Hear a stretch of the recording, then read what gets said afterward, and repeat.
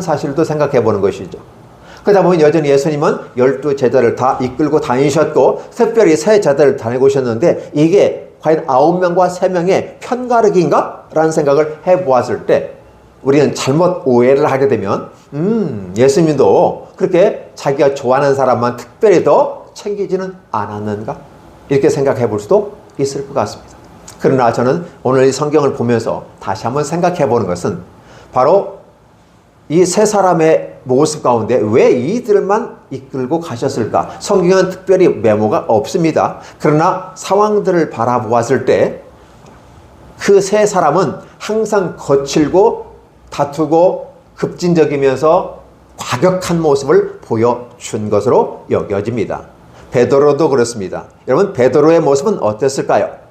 베드로는 처음에 나이가 많은 큰 형님으로 여겨졌고 예수님과 베드로는 굉장히 친분이 있는 것 같고 보다 더 밀접한 관계 속에 있는 것 같고 하나님의 세계를 마치 베드로에게, 그래서 베드로에게 천국 열쇠를 주었다고 로마 교회에서는 얘기하는 것처럼 그렇게 뭔가 둘만의 미래가 있는 것처럼 느껴져요. 그러나 전혀 그런 것은 아니었다는 것을 우리는 생각해 보면 그것 자체가 잘못됐다는 부분이죠. 물론 성경에서는 천국의 열쇠를 내게 준다는 표현이 있기 때문에 베드로에게 하나님의 특별히 수제자이기 때문에 주셨다. 그래서 베드로가 초대 교황이라고 생각하고 그것의 기초에서 하나의 교회 시스템을 만들고 가기도 합니다. 개연성을 갖고 보면 맞지만 필연성은 아니라고 하는 것을 통해서 보면 그것은 때로는 생각해 볼 여지가 있다라고 여겨지는 것입니다.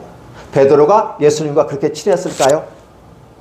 베드로는 자신이 예수님을 쫓았을 때 자기 형제에게 의해서 왔고 자신의 장모의 병을 고쳐주었고 기타 여러 가지 문제들을 함께 하면서 연장자로서 동생들을 이끌고 가면서 함께 새로운 세계에 대한 부르심에 합당하게 응했습니다. 그럼에도 불구하고 여전히 뱃사람이었던 베드로는 불같은 성정이었었고 나이가 있어서 좀 절제하는 것 같지만 여전히 어떤 사건이 주어졌을 때마다 항상 드러나는 게 베드로였어요.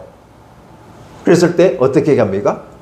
세상 사람들은 나를 누구라 하느냐라고 했을 때도 주는 그리스도 살아계신 하나님의 아들입니다라고 말하면서 굉장히 멋있게 드러나겠습니다.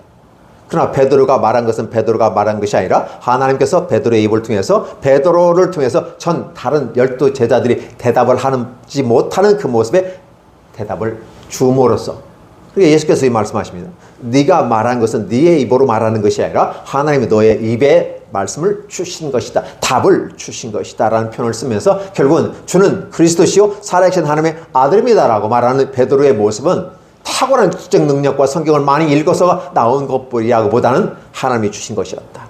자, 그렇다면